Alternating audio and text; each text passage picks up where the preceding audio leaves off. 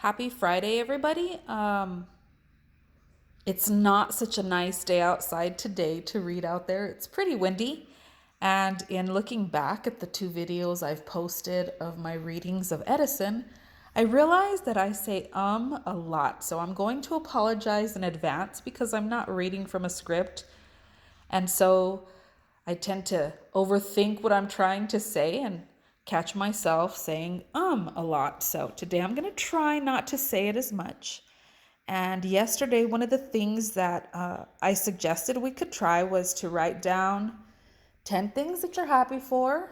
And here's my list. So, of course, first on my list is family. And this is, my mom, my dad, my daughters, my grandsons, and of course, my cats, because I do have 7 little love bug cats.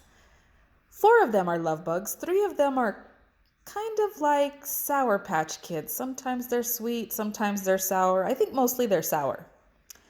2 on my list is friends. And of course, I do include my students as my friends because when we're at school, they are all my friends. And I'm so glad to have the opportunity to work with them.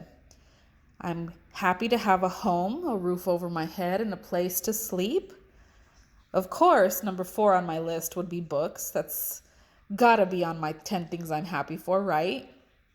I'm happy that we are going to be having a change of seasons. Number 6 is food to enjoy because food is kind of important for us to keep on living. 7, I'm happy to have phone service to keep in touch with family. And also I'm happy for the internet so that I can kind of keep in touch with students in a distant sort of a way. Number 8, I'm happy to wake up every morning. That's definitely a plus. Number 9, people probably think I'm crazy, but I'm happy to live in New Mexico. I was born here. I was raised here. I lived in El Paso for a little tiny while and I came back because I love where I live and I'm so happy to be here. And number 10 on my list is that I'm happy to have both my parents still living in the same city as I am. My mom and my dad both live here. And so I'm happy for that. So hopefully you were able to find 10 things that you were happy for. And if you couldn't fill your list completely, maybe now you have a couple more ideas of things you could put on there. But it's important to stay positive during this time and think of things that make us happy rather than things that we don't like about what's happening in the world around us. And keeping at the forefront of your mind that you can only control things that are around you. You don't want to worry about things that you have no control over. All right, friends, let's go ahead and move on to reading Edison. Let me adjust myself here a little bit.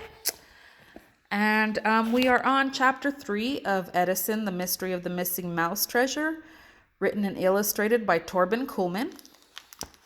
I realized I didn't bring any bookmarks with me, so I'm using my little fiction tab as a bookmark. But here's some of the illustrations that are going to preface chapter 3. Obviously, he does a really detailed job of his drawing. It's just fantastic. All right, here we go. Looking for clues. The 2 mice rummaged through a drawer full of files and old documents. All they knew was that Pete's ancestor had sailed to America. The documents listed every ship that had ever crossed the Atlantic. And the only clue they had was the date on Pete's piece of paper. "Look at this," the professor called Pete over. In one of the files was a photo that showed a group of people about to set sail on a ship to America. "Look closely," said the professor. "There, among all the suitcases." The light was bad, and with the naked eye, all they could see was a vague shadow.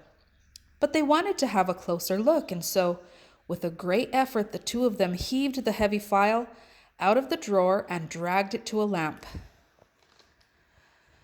The magnifying glass showed a mouse. It was Pete's ancestor. He was standing among the suitcases, posing proudly for the camera.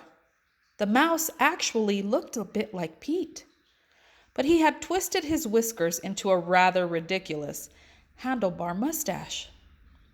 "Your ancestor must have liked having his photo taken with humans," said the professor, who obviously found it a bit bold for a mouse to push his way into a people picture.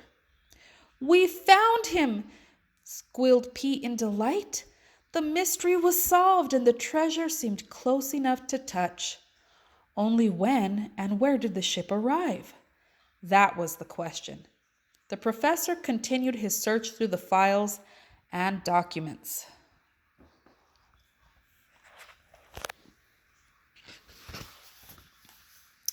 So tomorrow, actually, Monday, we'll pick up with chapter 4 because it's the weekend and my other half will be home all weekend, so I won't read any more chapters of Edison this weekend. We'll start again on Monday. But before I say happy weekend to you all, I want to give a shout out to another student whose mom I talked to today.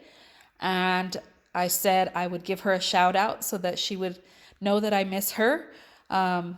Vanessa, I really miss your smile and our witty conversations and how you always have something fun to say. So I hope I get to see you soon. But if I don't, just know that I really miss you. And I do miss all the kids from our school. And I hope you guys stay safe, wash your hands often, and remember to try to stay positive. Happy weekend, friends, and we'll see you again on Monday.